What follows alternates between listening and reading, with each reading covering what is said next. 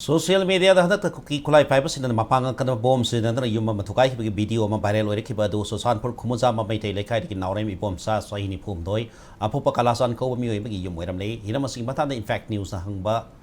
impact news ka akhana na unaba amada mamang sahi me ohum dagi hodana state da thole irang ase hek hobana mita ko ki sina susan pur town da hang ma ki gun house ki no mai sanga amadi maru lising kun mangaram khuran khibani thadoko dagi asu mobile la ngasi phawpa phangdana lingai da ma ki yum abuk thugai ki video amu viral ora pasina yamna nungai tre thadoko simu susan pur law and order sungai leitre hai badu mai action tak le haina phungdoki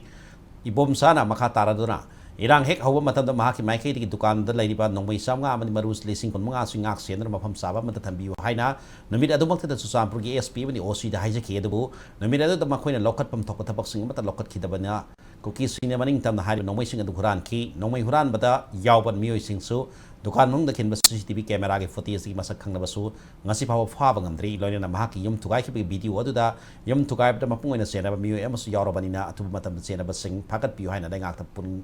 sing silakli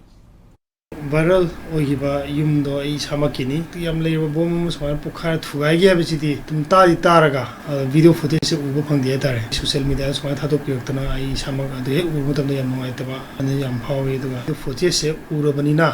akoi government gi side ki chu atu bum tam da generally singje phabiu dukan lu tabu tam da chu mai video sing do moi tare ni panchang pagi video footage de gi camera da police da ge kai de gi noina urobani na yaragadi aduga sarkar na miyeng changbi waduga chhe tambak te leiba kuki gi kogi mogi lantum sambati property dinga aga dum lenga nga aga leiri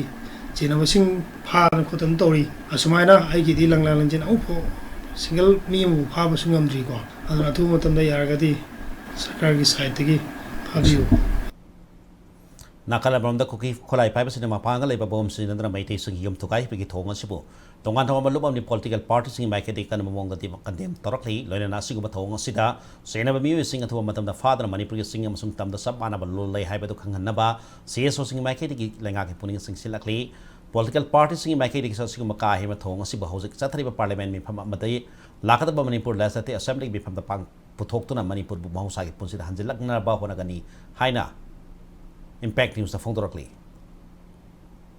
bom blast torga thugai gi ba yum kai map thugai gi du ngasi bawda central forces na phagat pa khugat ba gi bomok ta da ba mo gi mang dum torga yenga sum lei ba masi dum mau sa da gi dum chathadun lae masi na takri central forces sing india gi lenga ase mamaya ni longba sa gi citizen bu kan gi khanda ba ko gi geopolitics hen lumna longba aduna maram warga masa gi khunai gi koi gi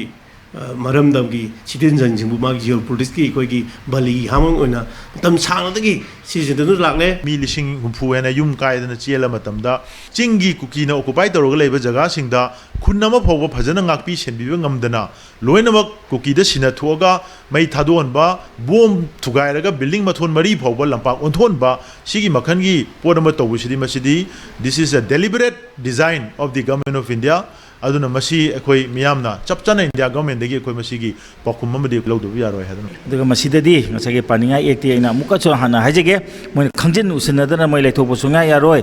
ega terrorist pu pangera amu pangera pai dana yawgramni madudai adugi number arage number aina akhona takninga maram leite jai am ka hana hajege kuki singina tawriba khoigi yamna illegal oibe act singse yam thuna mamut tana khoigi paliba huji manipur state government sina masi yam thuna convince taw mam changi natragati evidence leira bokta tumina leita gati makhoigi post sida india government na mayek seng na saugalle aduga akhoigi india government gi hujik leiriba ain indian constitution na piriba fundamental mayam se sigi condition se amatta kuki hariba jati singi chanadre kudimak tampak ta chatnare maram aduna akoi sidana kitang tawbuda hekta pha dugi pundugi tawba bom mayam ama phummaga building achouba ama akoi thugaira abokta state government na tumina leithokpase masidi yamna akoi gi pithribi gi miyam da akoi yam solaba ama oina ukini masing yam jadrega chu akoi mp khar leiri moiduga tanaraga parliament ki manung sida sabsana sigumba yamna ka henba